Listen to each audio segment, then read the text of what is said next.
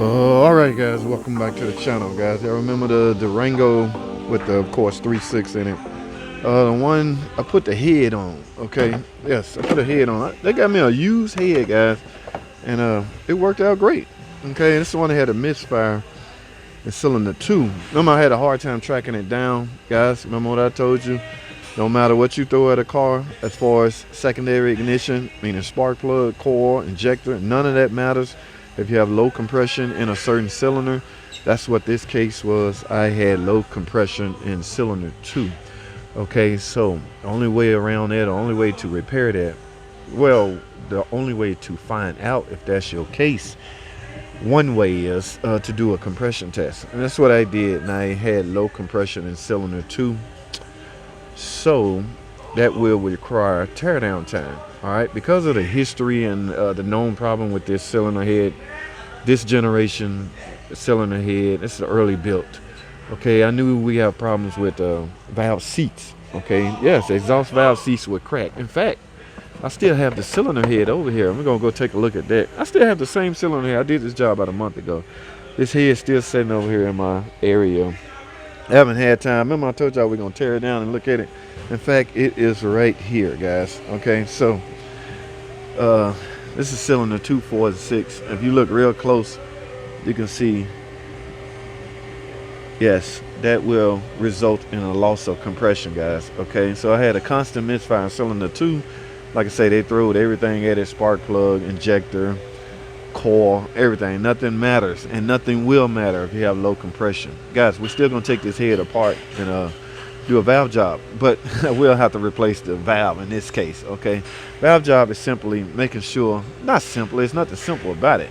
Technically, the correct way, you have to send it to a machine shop and get them to lap the valve. It's all about seating. It's all about the valve seats contacting the seat.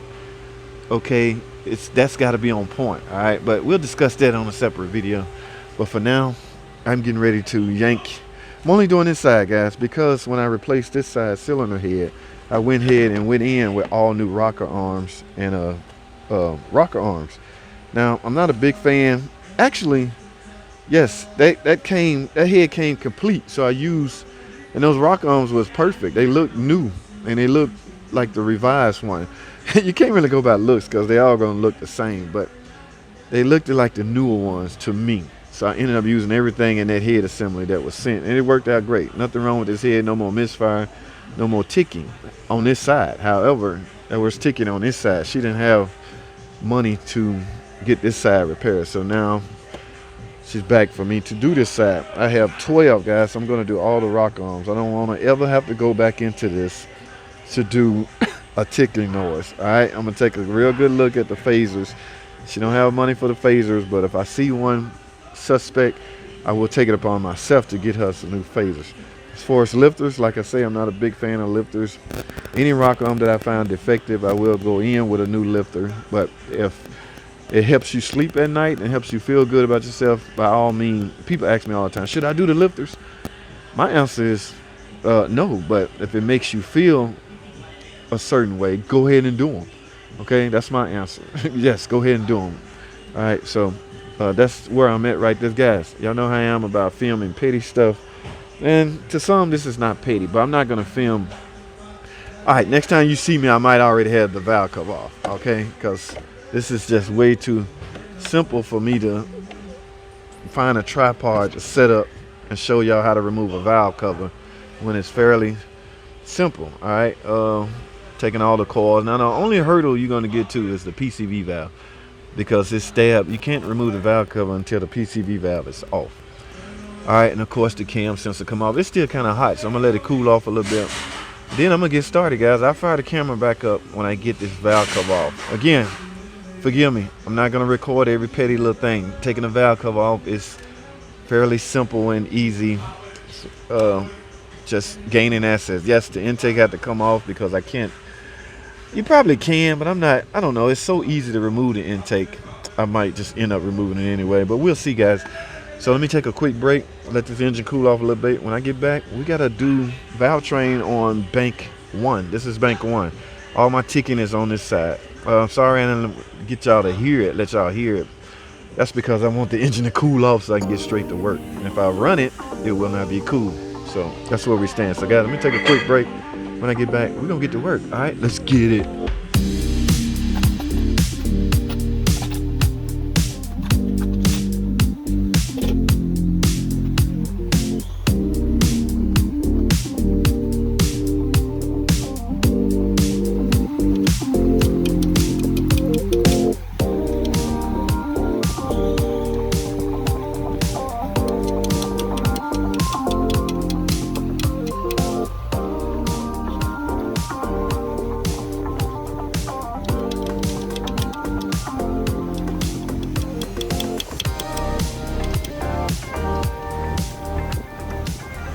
Alright guys, as y'all saw my initial inspection, one cylinders 1, 3, and 5. I got a ticker in cylinder 5. You can see the cam lobe is starting to be eaten into by this rocker arm from failing. Alright, that's what's going on guys. The rocker arm will fail and cause the camshaft to be damaged. Okay, now the big question everybody tend to ask me is why the rocker arms fail. Okay, guys, no one, that's an ongoing debate. Okay, the needle bearings inside the roller bearings just come apart. Okay, now a lot of people blame that on the lubrication system. That's also an ongoing debate. Okay, and I refuse to, I don't dispute anybody's claim, or everybody's gonna have their own theory is what I'm trying to say. Okay, but at any rate, we can sit here and debate it all day long, but I want to get to repairing this car, and the repair I'm going to do is simple. Get this failed rocker arm out of here. In fact, I'm going to do all of them. All right, now another question that I'm sure is going to come up is, can I reuse this cam? We're going to find out guys. Let me get this valve train apart. I know what my problem is. That was one of the hurdles you need to get through, finding out what your problem is. Guys, it's nothing like tearing all this apart and not finding a problem. Okay, you can start right here, and you get to the last one and go, oh my goodness, it's got to be back here. I hope it's back here, and then you find it. Y'all hear that? So that is what's going on. Let me take this valve train apart. Guys, do not go by the way I'm doing. I don't even know what a tube at. I'm not going to use a tube. In fact, I did a video showing how I did it without tubes. Now, I do not suggest you do that, but I do, however, would like the view of the video. I would like you to look at the video.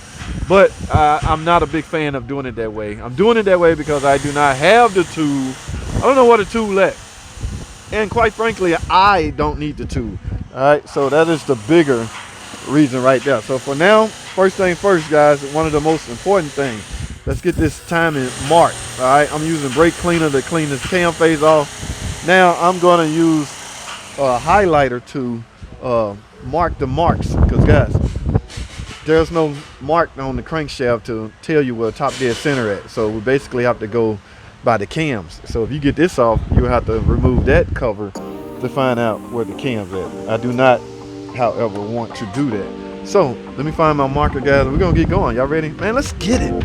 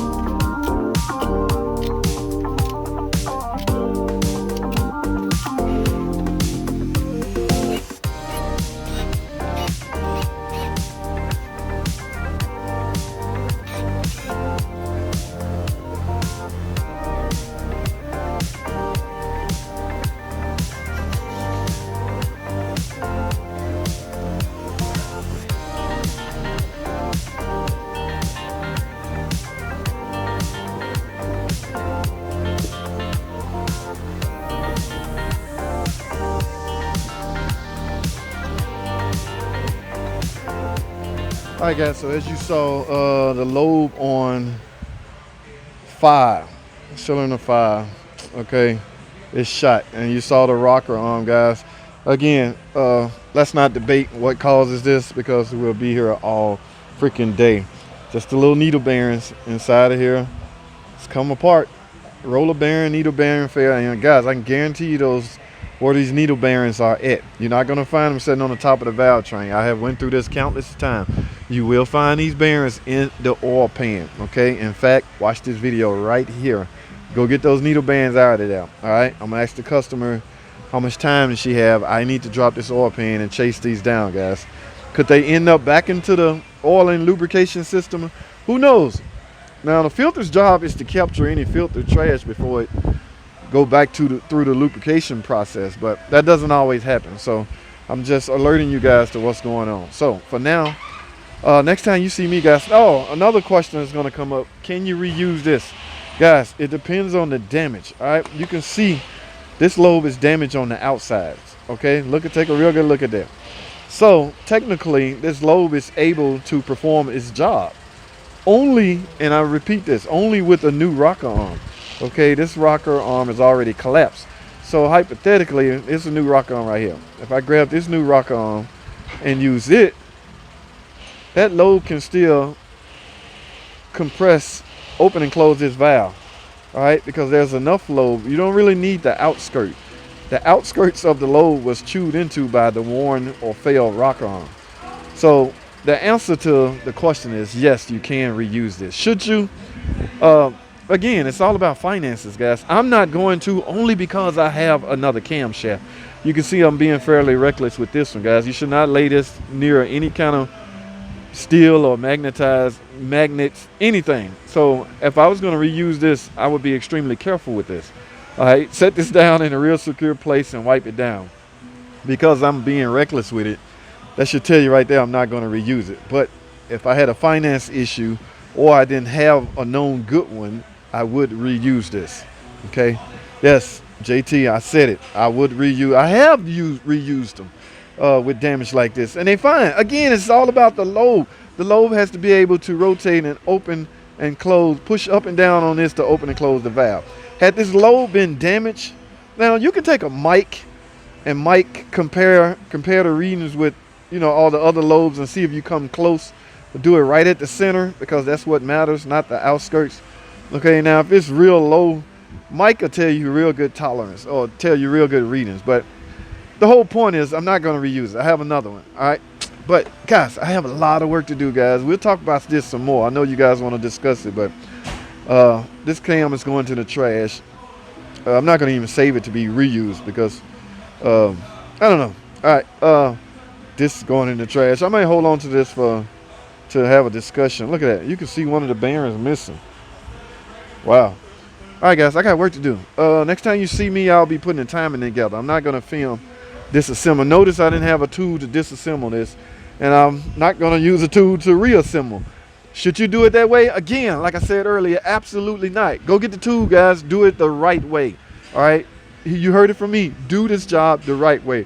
Do not do it the reckless way. You have not done a number of these to know the ins and out and the risk factor. There is a risk factor. If you get this timing wrong, you have to take all this off to get it right. If you break something, you have to take all this off. So it's too risky for somebody that have only done one or two. So that's not my case. All right, I'm not bragging. It's just not my case. But some people like to watch this. Some people get intrigued by it, and I personally love the views. I'm being honest with you guys, so I will let you see it, but I do not recommend it. All right. I'll see y'all in a second. Stay tuned, man. Let's get it.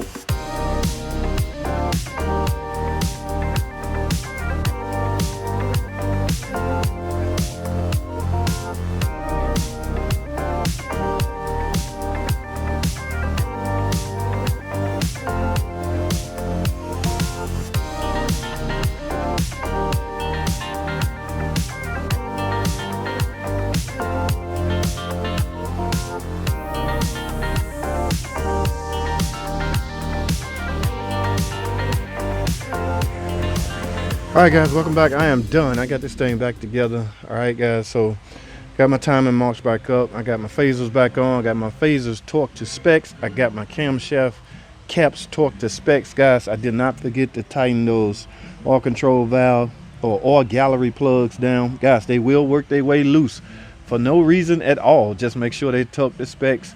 So everything's torque. Torque is a big issue, guys. Do not sleep on torquing things down to the proper specs, especially these caps. I've seen guys snap these because they're torquing them too tight. All right, so I'm done. I hope you, like I say, I'm sorry I don't have a tool, but you saw in that video, I did this the exact same way, no different. All right, so all I gotta do now is put the valve cover on, put the intake back on. I'm gonna go driving, guys. Don't forget to change the oil and filter. All right, that's all I have. Thanks for freaking watching, man. I really appreciate you guys. See you next time.